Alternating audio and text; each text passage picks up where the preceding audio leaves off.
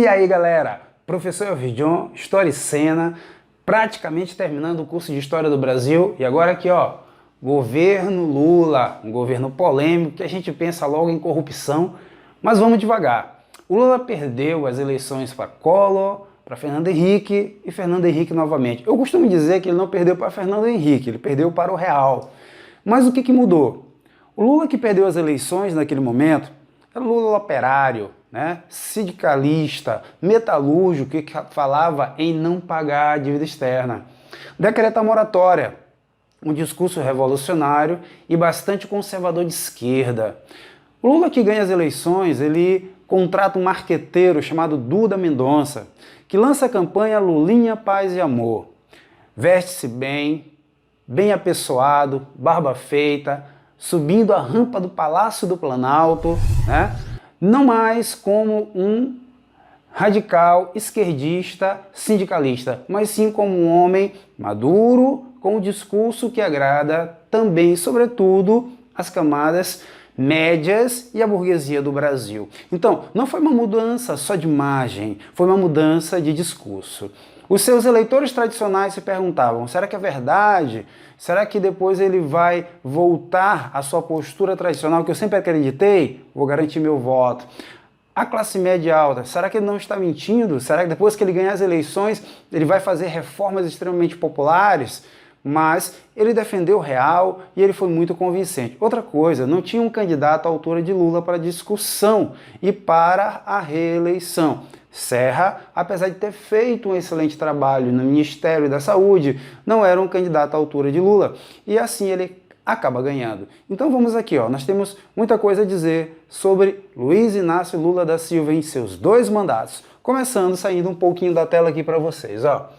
Reformas. Falar do governo Lula, mais do que qualquer outro governo, é falar do social, tá? O social foi o foco de Lula. Não esquece disso em qualquer prova. Olha, ó.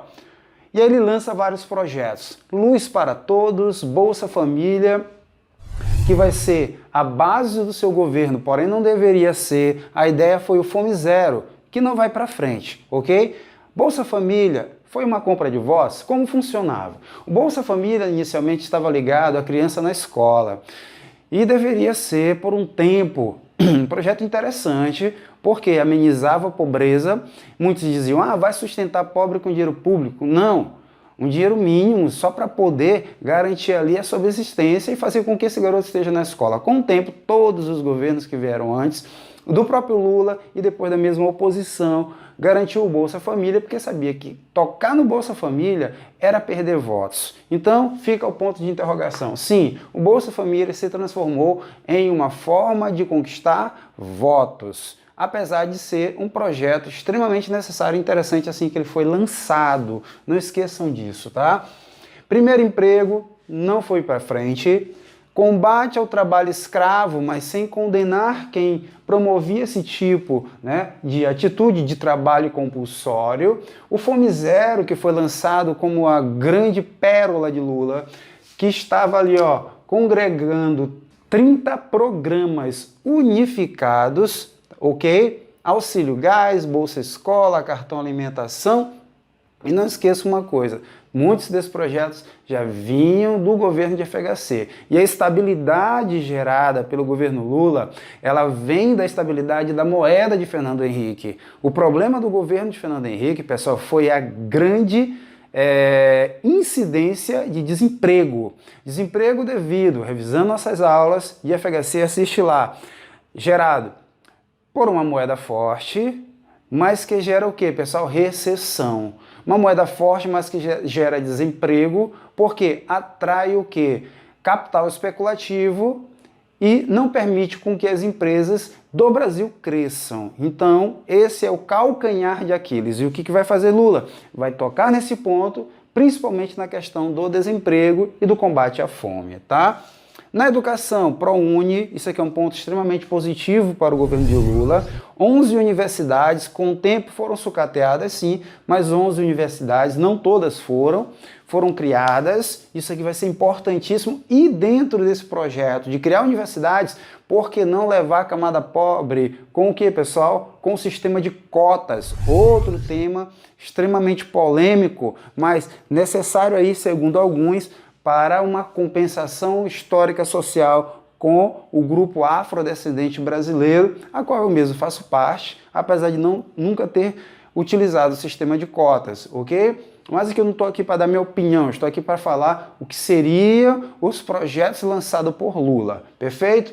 Sistema de cotas, já falamos, e em 2009 foi criado o SISU, importante, para onde você está indo, para quem vai fazer Enem, tá, pessoal? Ó, que seria o sistema de seleção unificada, que utiliza as notas do Enem para selecionar quem vai entrar nas universidades federais. Perfeito? Legal? Olha aqui, ó, importante. Lei Maria da Penha, que mexe no Código Penal brasileiro e não está relacionado somente a questões de violência física. Outra coisa que eu guardei para ti, ó, vem para cá, ó. Importante, redução do desemprego, da miséria no Brasil, reconhecido pela ONU. Deu para entender? Vamos falar de economia. No campo econômico, pessoal, o governo de Lula, ele teve excelente desempenho, tá? Olha aqui, ó, que eu trouxe para vocês. Estabilidade da economia, claro, lembrando que esta estabilidade, ela também foi devido que, ó, devido ao real, que é iniciado ainda no governo de FHC. Crescimento econômico, diminuição da miséria, diminuição do desemprego. Então isso aqui são pontos positivos dentro do governo de Lula, no que diz respeito à economia, que não deixa de estar entrelaçado com o social. Outro ponto, a privatização de estradas. A gente pensa, o governo de Lula não foi um governo neoliberal. Todos os governos que vêm depois de Collor são neoliberais.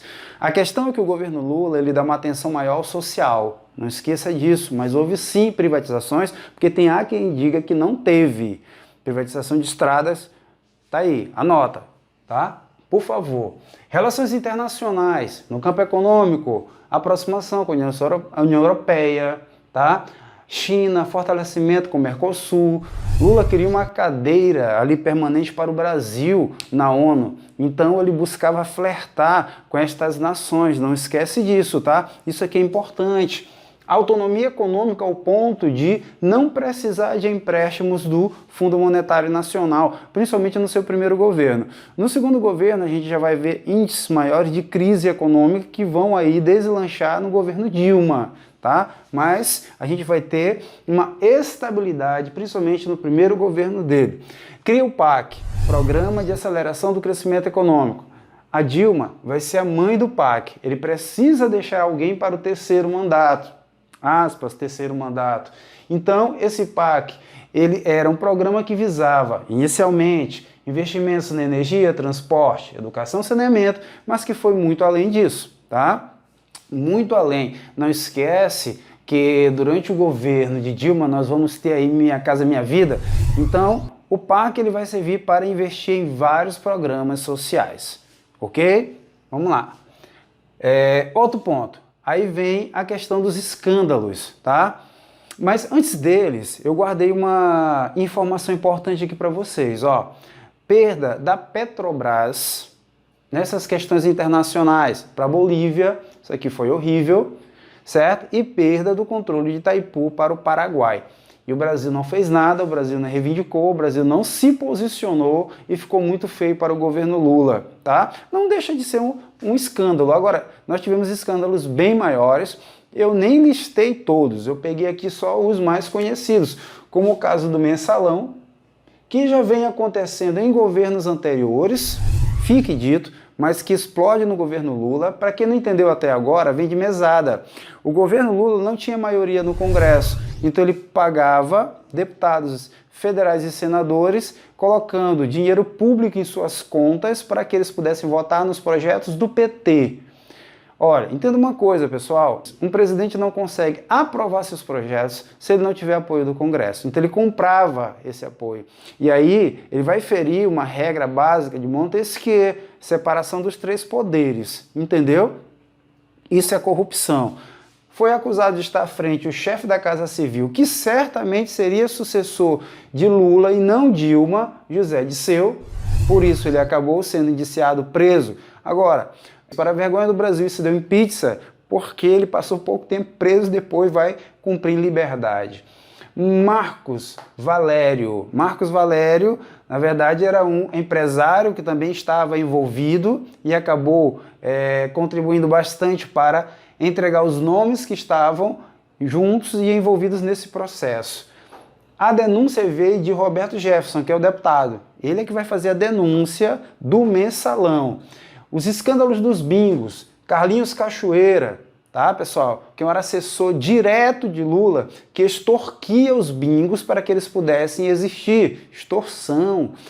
Os cartões corporativos para ajudar a comprar de passagens, facilitar o cotidiano desses deputados, mas relacionado à vida pública. Você vai fazer gastos públicos. Esse cartão corporativo, esses cartões corporativos vão ser usados para gastos pessoais, privados. E aí isso aí vai ser horrível.